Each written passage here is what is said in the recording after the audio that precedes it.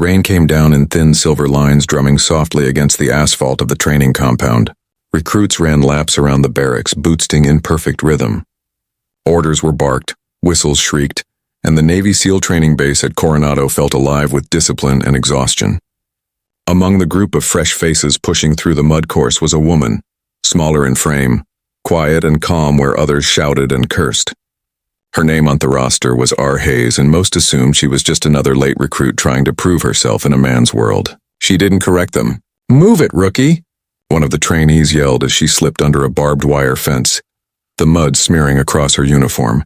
She gave no response, only a silent nod, crawling faster, breathing steady. To the other recruits, she was an enigma. No one knew where she came from, and she never joined the jokes in the mess hall. She listened more than she spoke. Always watching, always calculating. By the third week, rumors had spread like wildfire. Some said she was related to an admiral. Others claimed she was an officer's daughter using connections to sneak into the program.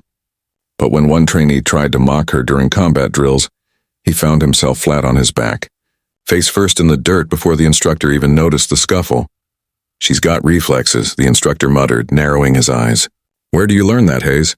"Basic training, sir," she replied simply, though her tone carried a weight that didn't match her words. That night, while others slept, she sat awake in the dim barracks light, cleaning her gear with surgical precision. Her tags gleamed faintly in the dark, but if anyone looked closer, they'd noticed something strange. Theme-bossed letters were faded from years of use, not new like the others. The next morning, the base buzzed with tension. Commander Rohr, the officer overseeing this training cycle, was arriving for inspection, a man known for breaking recruits down until only the strongest remained. When he entered the field, recruits straightened instantly. His presence was like a thundercloud, thick, cold, and electric.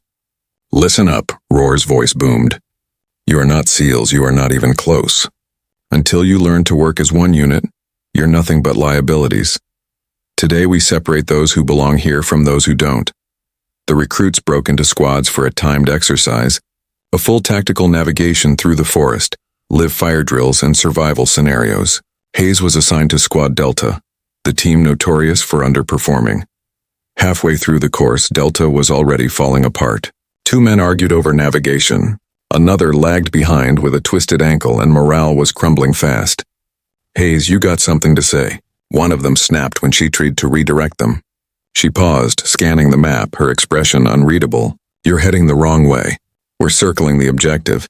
"Oh, look at the recruit giving orders now," another scoffed. She said nothing, just adjusted her rifle and moved forward. Within minutes, gunfire echoed, simulated but real enough to trigger panic. Hayes dropped low, signaling silently for cover. The others froze.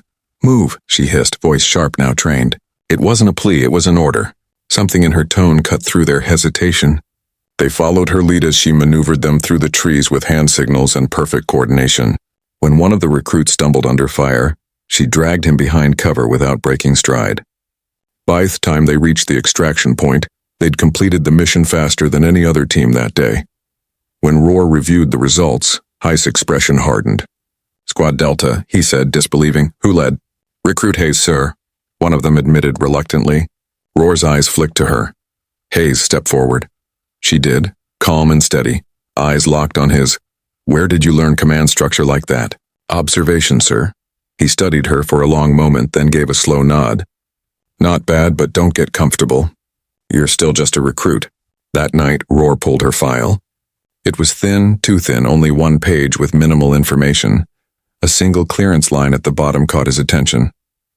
"Restricted access, level 7 authorization required." Level 7. That was command-only clearance. The next morning, everything changed. The trainees were lined up for inspection, Rohr pacing before them when a black SUV rolled onto the field, stopping near the command tent.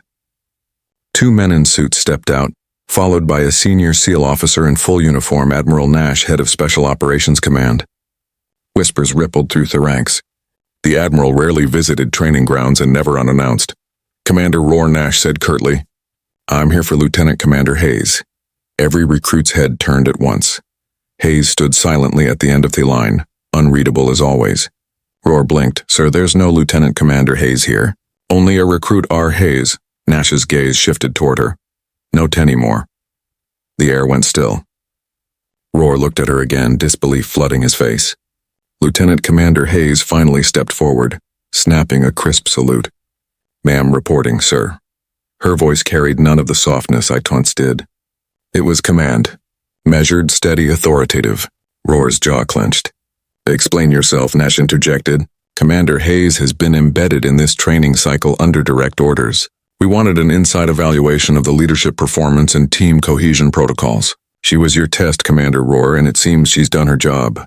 The recruits stood frozen, realization dawning one by one. The woman they dismissed, mocked, and ignored wasn't a recruit at all. She outranked every one of them and most of the instructors. Hayes turned to face her squad. "You thought I was one of you," she said quietly. "And in a way he was. I needed to see how you treat your own, how you lead under pressure, how you follow when no one's watching." Hayes moved from face to face, stopping in the one who had mocked her most. "Some of you failed that test." No one spoke. Then, with a faint half-smile, she added, "But others proved they belong here. And that's what leadership is about, seeing past rank, past pride. You're only as strong as the one next to you." Roar exhaled slowly, finally saluting. "Welcome back, Commander." Shear turned it crisp and exact. "Thank you, sir. I'll be taking over the next training cycle." When she walked off the line, boots splashing in shallow puddles, the recruits watched in awe. The same woman they'd called Rookie had just been revealed as their SEAL commander. The one who had led covert missions, carried brothers out of burning buildings, and trained legends they'd only read about. Later in Themis Hall, silence followed her wherever she went, not out of fear but out of respect. She sat alone at first, but soon, one by one, members of her old squad joined her. "Ma'am," one of them said, voice hesitant. "We didn't know." Hayes looked up, her expression softer now. "You weren't supposed to. Real leadership isn't about who salutes first. It's about earning it." Outside, the rain had stopped, leaving the field shining under the morning sun. Their recruit stood taller now, more aware, more humbled. And somewhere on the edge of the base, a small flag stirred in the wind, its emblem glinting faintly. Ingold, the Trident of the United States Navy SEALs title. They believed she was just a recruit until she revealed she was their SEAL commander. Description: she blended in as a rookie among the Taoist trainees in the SEAL program. Quiet, unassuming, and disciplined. But when the mission got real, her instincts gave her away. What the others didn't know, she wasn't one of them. She was their commander, sent to test every single one of them.